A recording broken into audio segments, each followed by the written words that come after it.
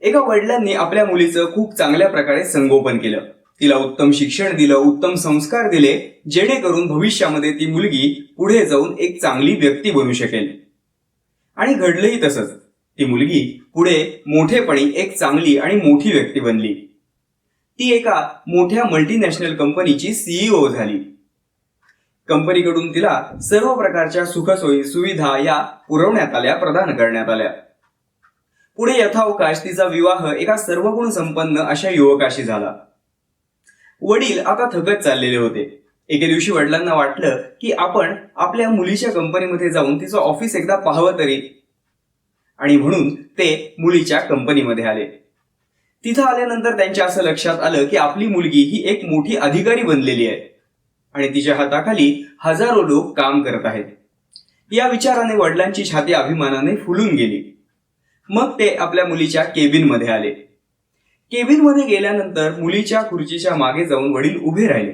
आपले दोन्ही हात कौतुकाने, अभिमानाने मुलीच्या दोन्ही खांद्यांवरती ठेवले आणि मग त्यांनी मुलीला प्रश्न विचारला. ते म्हणाले, बेटा, या जगामध्ये तुझ्या नजरेतून, तुझ्या दृष्टिकोनातून सर्वात शक्तिशाली असलेली व्यक्ती कोण आहे, सांग बरं. आणि मुलीनं त्यावरती क्षणभराचाही विलंब न लावता उत्तर दिलं, ऑफकोर्स बाबा, मी स्वतःच. खरं तर वडिलांना हे उत्तर अपेक्षित नव्हतं. वडिलांना वाटलं होतं की मुलगी कदाचित म्हणेल की बाबा, माझ्या नजरेतून माझ्या आयुष्यामध्ये असलेली सर्वात शक्तिशाली व्यक्ती म्हणजे तुम्ही आहात. पण मुलीच्या उत्तरानं त्यांची निराशा झाली. थोडा वेळ मुलीशी गप्पा मारल्यानंतर, तिच्याशी बोलल्यानंतर ते पुन्हा घरी जाण्यासाठी निघाले.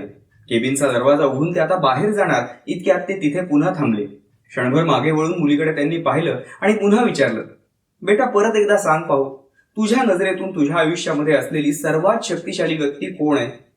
यावरती मुलगी म्हणाली, बाबा, माझ्या नजरेतून माझ्या आयुष्यामध्ये असलेली सर्वात शक्तिशाली व्यक्ती म्हणजे तुम्ही आहात. वडिलांना मोठं आश्चर्य वाटलं.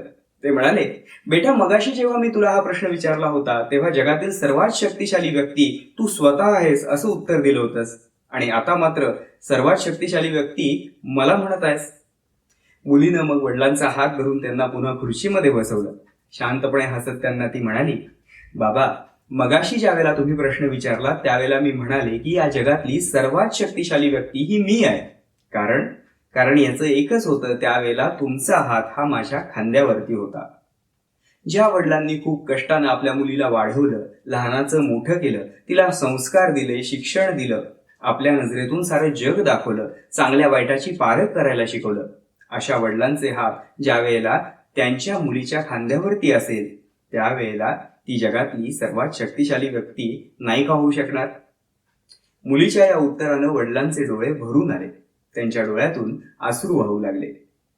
छोटीशी गोष्ट पण खूप काही सांगून जाते. या जगामध्ये आई वडील या व्यक्तीच अशा असतात की ज्या आपल्या प्रगतीसाठी, आपल्या यशासाठी, आपल्या उन्नतीसाठी अहोरात्र झटत असतात, देवाकडे प्रार्थना करत असतात.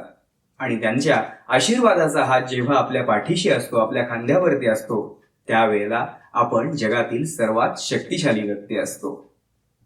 रविवारची ही छोटीशी गोष्ट तुम्हाला कशी वाटली हे आम्हाला कमेंटमध्ये नक्की कळवा.